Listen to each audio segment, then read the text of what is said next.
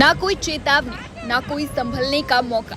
कुछ था तो सिर्फ और सिर्फ मौत का सीधा प्रहार। महज 30 सेकंड और आंखों के सामने से एक विशाल लोहे का पुल ऐसे गायब हो गया जैसे उसका कभी वजूद था ही नहीं। आज हम आपको नेपाल के पहाड़ों में आई उस भयानक प्रलय का वो सच दिखाने जा रहे हैं जिसे देखकर आपका कलेजा कांप उठेगा। बुधवार 26 अगस्त सुबह 9 बजे नेपाल के रसुआ जिले के तिमुरे और सयाब्रुबेसी इलाकों में अचानक एक चीख गूंजी। चीन के तिब्बत इलाके से निकली भोटे कोशी नदी में एकाएक ऐसा जल प्रलय आया कि किसी को भागने तक का रास्ता नहीं मिला। तबाही के जो वीडियो सामने आए हैं वो रोंगटे खड़े कर देने वाले। कीचड़ और चट्टानों का एक बहुत बड़ा सैलाब इमारतों को खिलौने की तरह रौंदता हुआ आगे बढ़ा।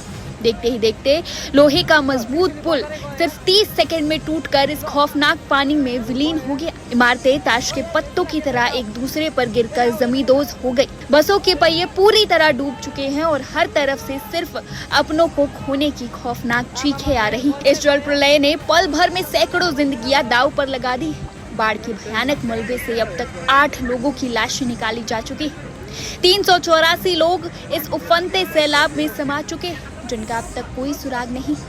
गायब लोगों में 291 विदेशी पर्यटक हैं जिनमें से 105 हमारे भारतीय नागरिक हैं। नेपाल चीन सीमा की सुरक्षा में तैनात नौजवान भी इस जल प्रलय की चपेट में आकर बह गए। आखिर पहाड़ों का सीना चीर कर इतना पानी अचानक आया कहां से? आशंका जताई जा रही है कि तिब्बत में कोई बहुत बड़ी ग्लेशियर लेक फटी जिससे एक साथ अरबों लीटर पानी नीचे की ओर बह निकला।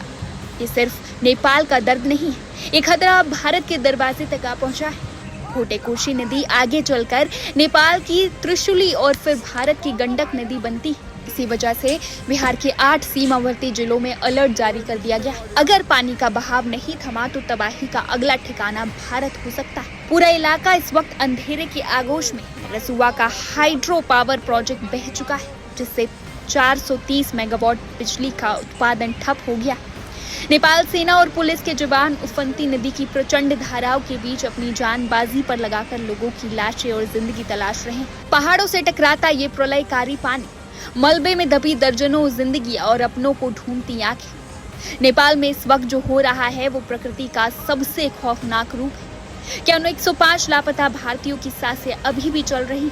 क्या सैलाब अभी और तबाही मचाएगा? पल पल की अपडेट के लिए न्यूज़ डेली 2134